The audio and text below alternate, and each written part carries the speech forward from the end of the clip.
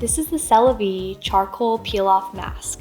This is a purifying and cleansing face mask used to brighten up the skin and reduce the appearance of your pores. This mask is perfect for normal to combination skin.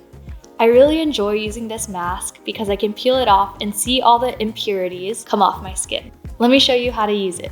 Personally, I don't like using my hands for this mask, so I like squeezing it into a bowl. To use a brush when applying this to my face, and you just want to avoid the eye area. And you want to apply a thick coat so you can get a great peel at the end.